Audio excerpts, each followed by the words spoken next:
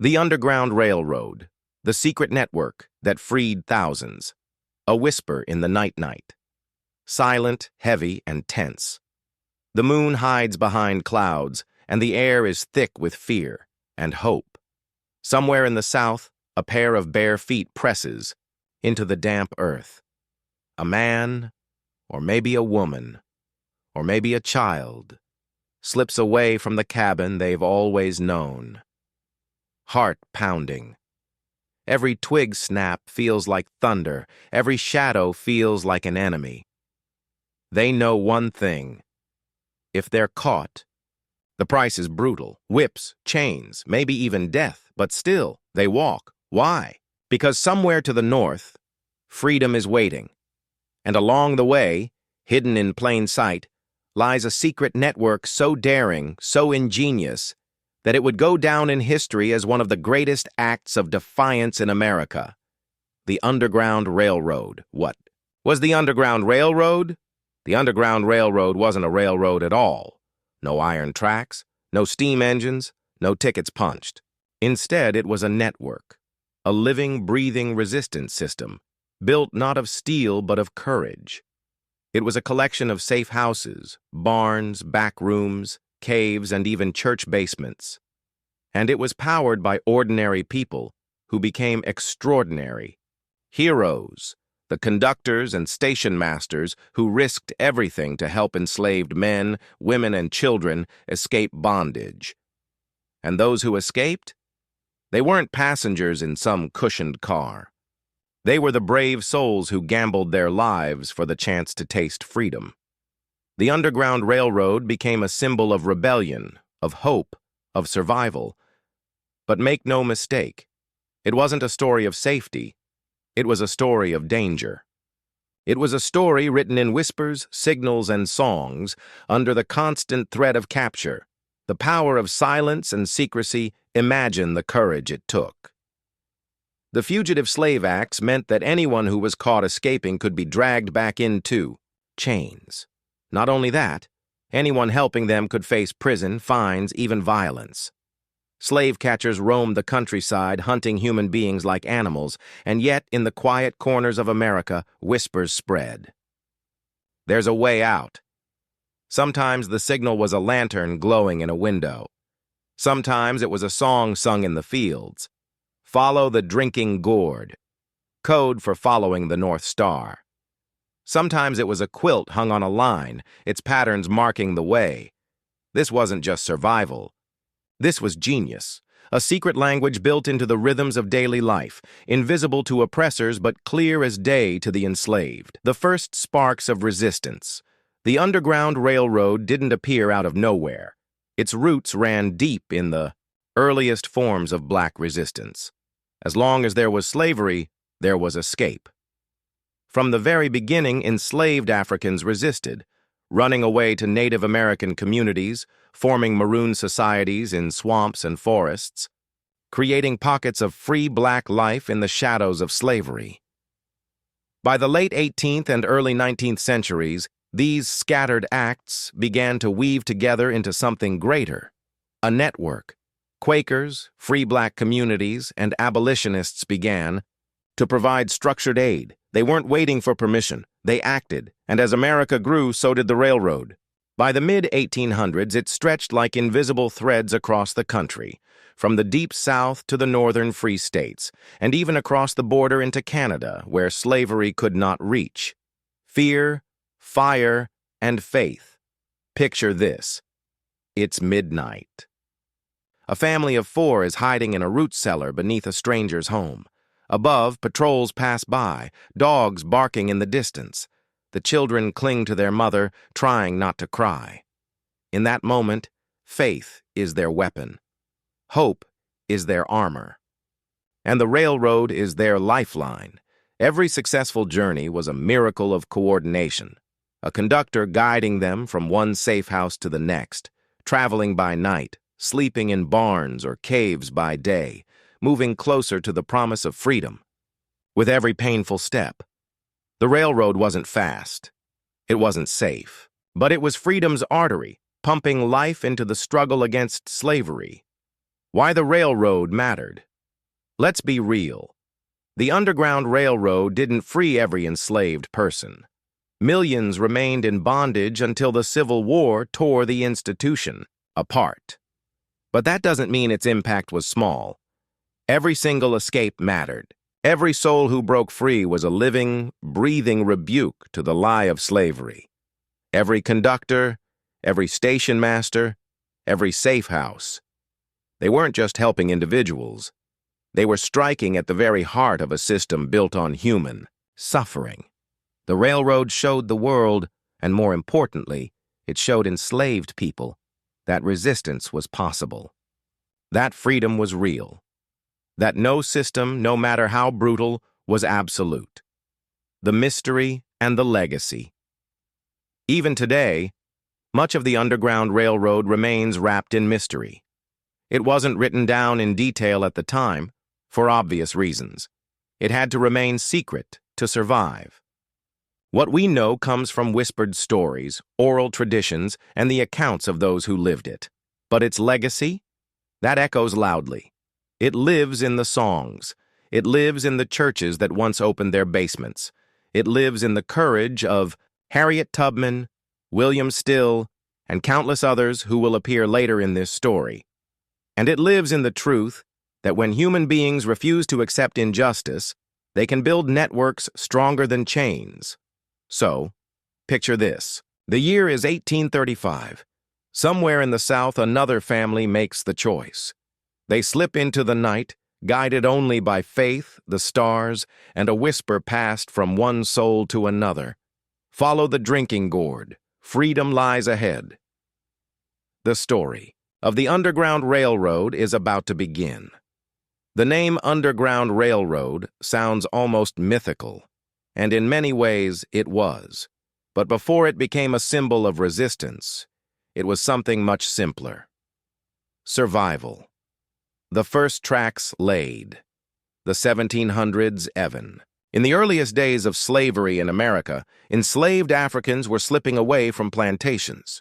Some found refuge with indigenous tribes who saw them not as property, but as people. Others formed maroon communities, hidden settlements in swamps, forests, and mountains where freedom could grow even in the shadow of chains. By the 1700s, whispers of organized escape had already begun.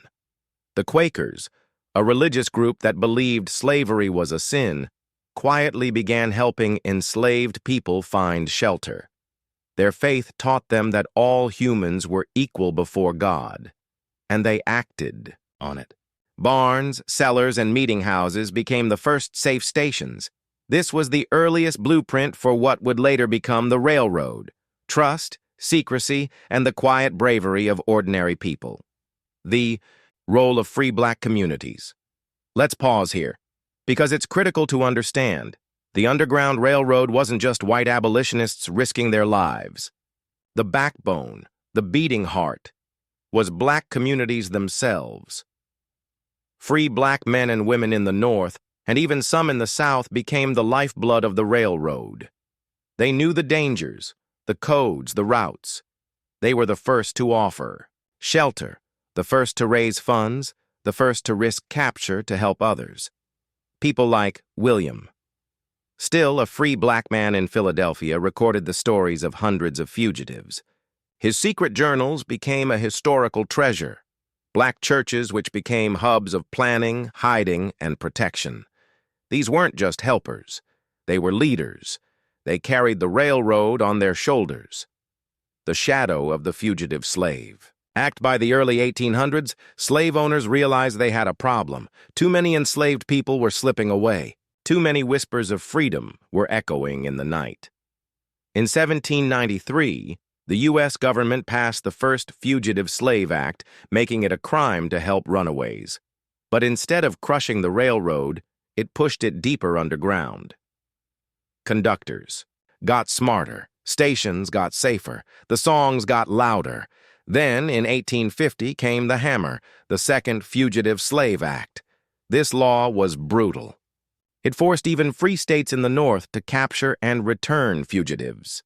It turned every town, every city into a hunting ground. Slave catchers could storm into black communities, drag people away, and claim them as property. Sometimes even free black men and women who had never been enslaved. But instead of breaking the railroad, this law supercharged it.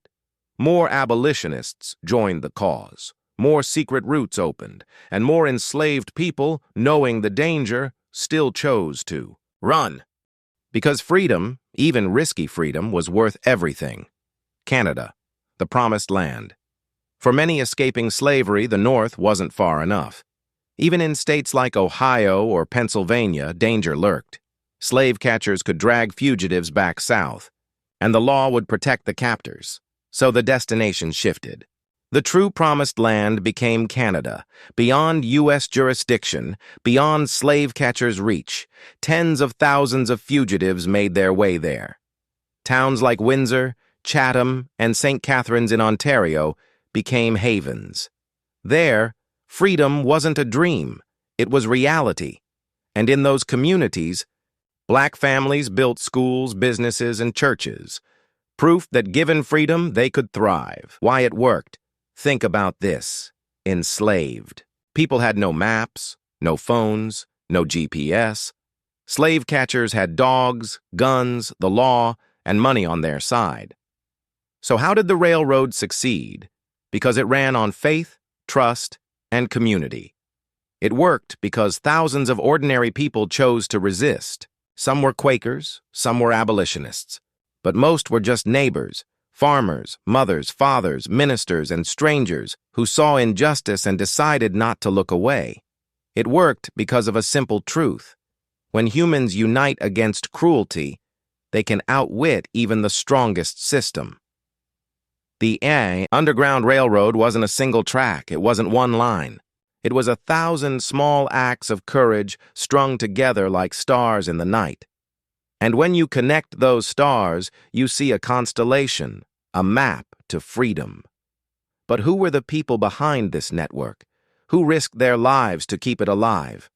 In the next chapter, we'll meet the hidden heroes, the station masters, the conductors, the passengers, whose names may not be famous, but whose courage shaped history. The hidden heroes. The Underground Railroad wasn't just a system. It wasn't just stations, codes, or routes. It was people, flesh and blood. Ordinary men and women who risked everything, their homes, their families, even their lives, to help others escape. Most of their names have been lost to time, their stories erased or forgotten, but history left us enough to piece together a tapestry of courage. Let's meet some of these hidden heroes. Harriet Tubman, the Moses of her people. If the Underground Railroad had a heartbeat, it was Harriet Tubman. Born enslaved in Dorchester County, Maryland, Tubman endured brutal beatings, backbreaking labor, and even a head injury that caused seizures and visions for the rest of her life. But in 1849, she made the choice. She ran. And she didn't stop until she crossed into freedom, but freedom for herself wasn't enough. Tubman turned back, not once, not twice, but at least 13 times. Each time risking capture, each time guiding small groups of enslaved people along the secret routes. She carried a pistol, not for the slave catchers, but for anyone in her group who might panic and want to turn back, because if one person gave in, they could all be caught. Her success rate? 100%. She never lost a single passenger. She became known as Moses, the Deliverer. A woman who, in the words of Frederick Douglass, without money, without friends, without even the ability to write her name, made herself a power in the world. And later, when the Civil War came, she didn't retreat her courage. She served as a scout, a nurse, and even a spy for the Union Army. Harriet Tubman was more than a hero. She was proof that one person's defiance could ignite hope for thousands. William Still, the record keeper of freedom. If Tubman was the sword of the railroad, William Still was its pen.